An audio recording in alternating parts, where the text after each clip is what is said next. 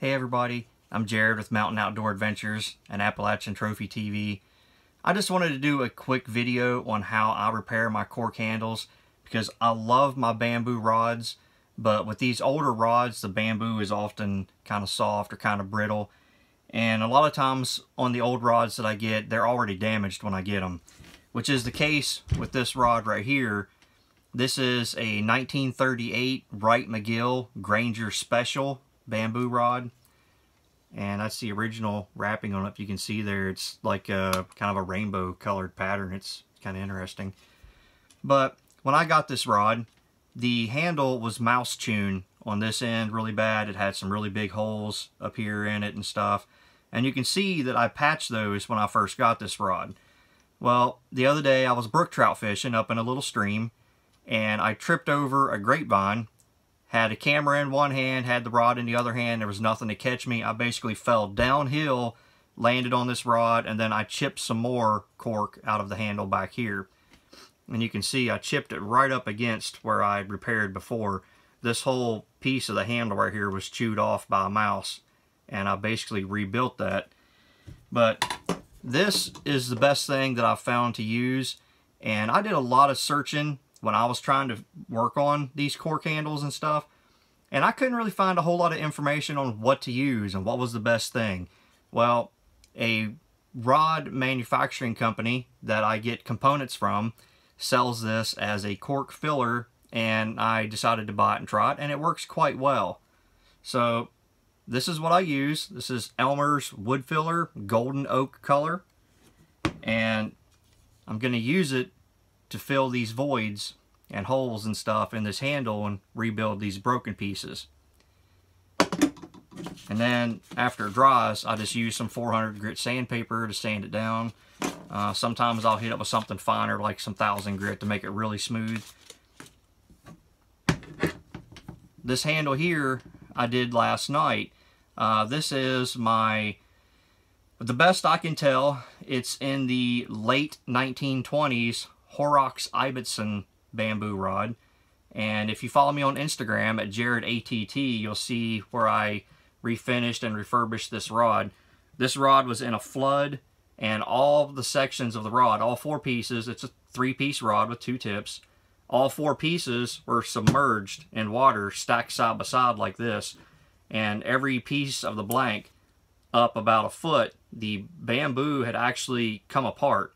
I guess it dissolved the glue, adhesive, whatever they put them together with back then, and the bamboo was just splayed open like a flower.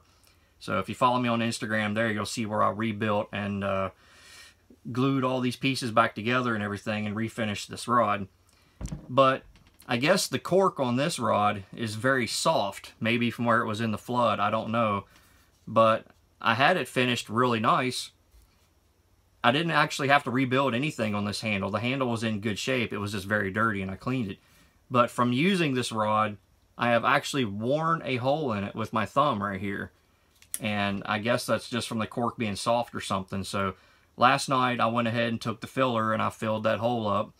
And hopefully that'll work pretty well, because from what I've seen, this filler seems to wear slower than the actual cork. So I'm hoping that'll last for a long time.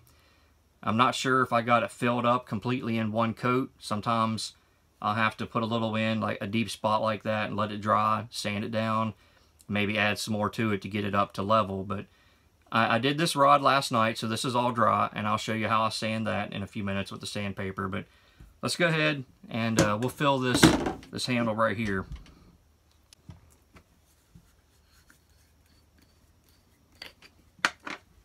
This stuff is really hard to get out of the tube. You've really got to squeeze it hard. And it's kind of dry somewhat when it comes out. It's not real moist and easy to manipulate and ply around. It's kind of stiff, but sometimes it's easier to fold this thing over where I can get a good hard squeeze on it. There we go. And I'm just going to use my finger to mash this back in there. I want to pack it in there if I can.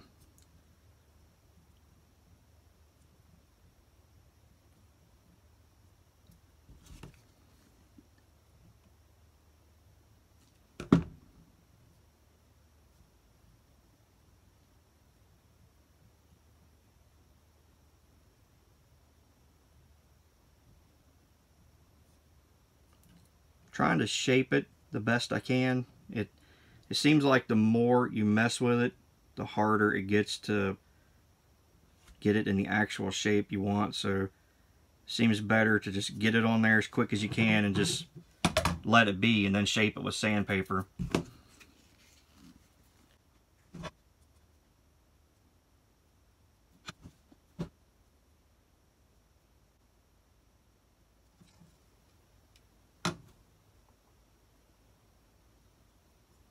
This stuff does dry pretty fast. It says in the instructions that it takes like 15 minutes if it's a really small place, like some of these little places I'm doing right here now.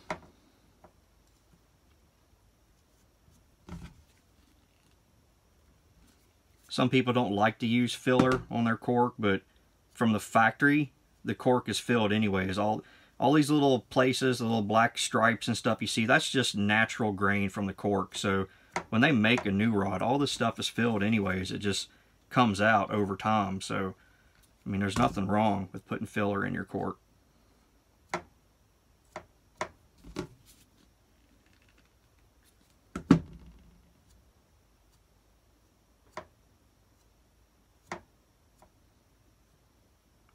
I'm just trying to force this down in these holes the best I can.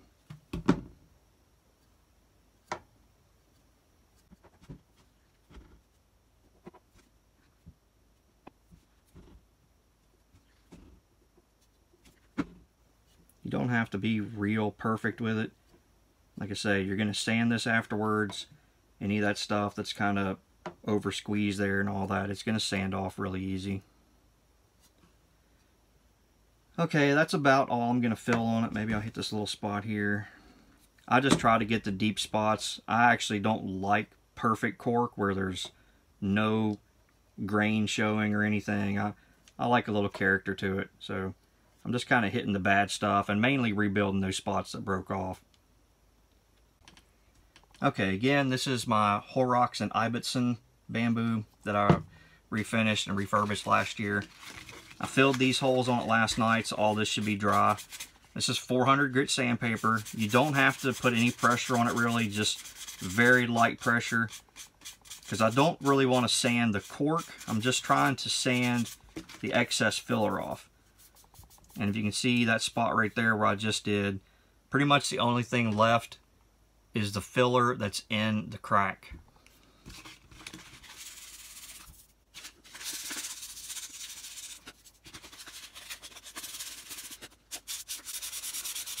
I'm doing all the little holes that I filled first, the little small imperfections and stuff that I filled. And then I'll come back and I'll get that big spot where the thumb worn place was wore down in the cork.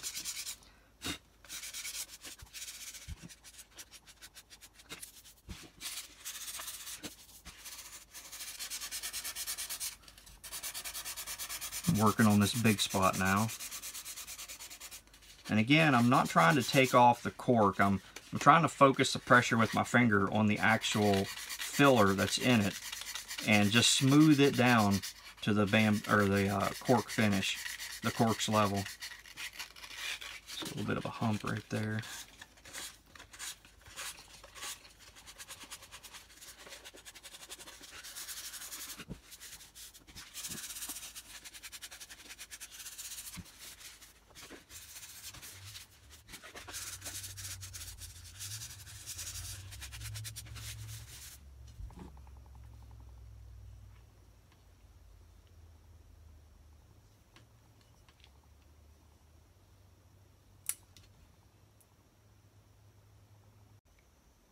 Alright guys, and that's how I repair any little nicks or gouges or maybe a place where a mouse chewed on one of my cork handles or something.